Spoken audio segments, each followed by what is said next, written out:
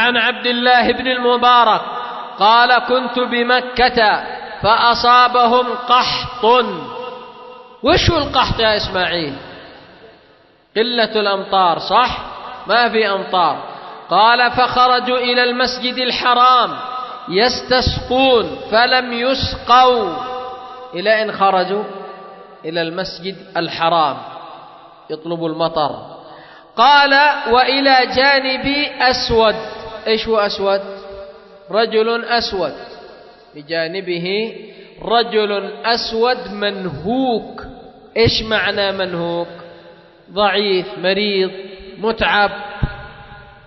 فقال اللهم إنهم قد دعوك فلم تجبهم وإني أقسم عليك أن تسقينا. قال فوالله ما لبثنا أن نزل المطر. إيش ما لبثنا؟ وقت قصير الله ونزل المطر. من يا رجال؟ بسبب من هذا؟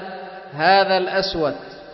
قال فانصرف الأسود واتبعته حتى دخل دارا في الخياطين فعلمتها. دخل دار علمت الباب. فلما أصبحت أخذت دنانيرا وأتيت الدار فإذا رجل على باب الدار فقلت أردت رب هذه الدار. إيش معنى رب هذه الدار؟ صاحب هذه الدار. نعم. فقال أنا. قلت مملوك لك أردت شراءه. فقال لي 14 مملوكا أخرجهم إليك. قال فأخرجهم فلم يكن فيهم. من هو الذي لم يكن فيهم؟ هذا الأسود. فقلت له بقي شيء؟ فقال لي غلام مريض. من هو؟ المنهوك، هذا المريض. قال لي غلام مريض. قال فأخرجه لي فإذا هو الأسود الذي رآه مريض. فقلت بعنيه.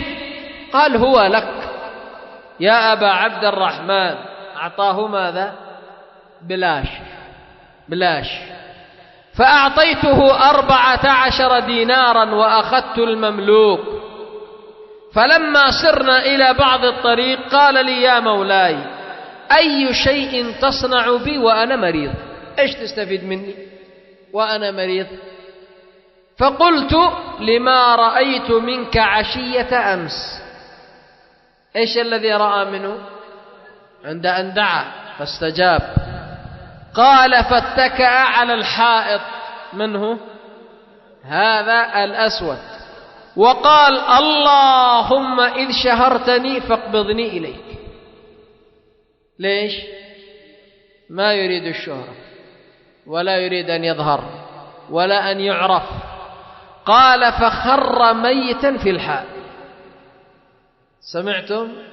رجل مجاب الدعاء. لا يغرك الملبس ولا المظهر ولا الجمال، لا، العبرة ما في الداخل، العبرة بما في الداخل. قال فانحشر عليه أهل مكة. إيش انحشروا؟ اجتمع الناس من أجل الصلاة عليه. وانظروا كما سمعت هؤلاء هم الذين رجال صدقوا في عبادتهم وأخلصوا لخالقهم فكان دعاؤهم ما له مستجاب. يا إخوة الدعاء هذا له شأن كبير. الدعاء هذا له شأن كبير، ولكن على قدر صلاح العبد تجد أن الله يستجيب له الدعاء.